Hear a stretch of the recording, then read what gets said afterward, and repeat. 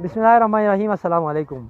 हम इस वक्त यहाँ पर सतह समंदर से 13,700 फीट की बुलंदी पर यहाँ जो बाबूसर का इलाका है यहाँ मौजूद हैं।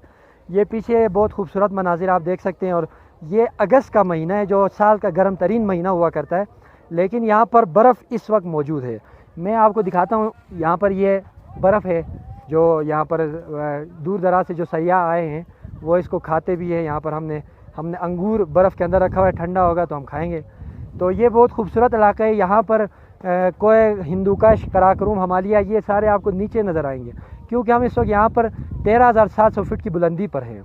तो यहाँ से मज़ीद अगर ये जो रास्ता जाता है यहाँ से आप जाएंगे तो ये चिलास की तरफ जाता है। यहाँ से सिर्फ 40 किलोमीटर आगे चिलास है और ये इलाका भी यहाँ तकरीबन चिलास, लेकिन चिलास बाज़ार यहाँ से 40 किलोमीटर आगे है।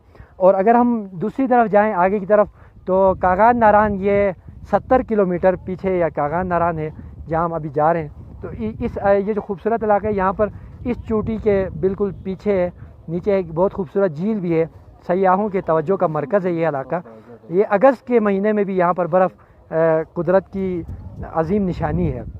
हम फयाज़ भाई हमारे साथ आए हुए हैं, ये सवात से आए हुए हैं, यहाँ पर हमारी मुलाकात हुई तो हम इनसे जानना चाहेंगे, हमारे मेहमान हैं, ये अपने इस सफ़र के टूर के एक्सपीरियंस को किस तरह हमारे नाज़रीन के साथ शेयर करते हैं, हम इनसे जानना चाहेंगे। जी अस्सलाम वालेकुम। वालेकुम अस्सलाम। यार बहुत मेहरबानी यार, ये जगह तो बहुत ही खूबसूरत है, कुदरत के बेहतरीन नज़ारे। हमारा तो पहली दफ़ा है, फर्स्ट एक्सपीरियंस है हमारे यहाँ, लेकिन बहुत ही खूबसूरत जगह है। यहाँ मौसम भी बहुत ठंडा है। और तो आप जब यहाँ आए तो आपने कैसा यहाँ पर नज़ारे आपने देखे, किस तरह आपको कैसा महसूस हुआ?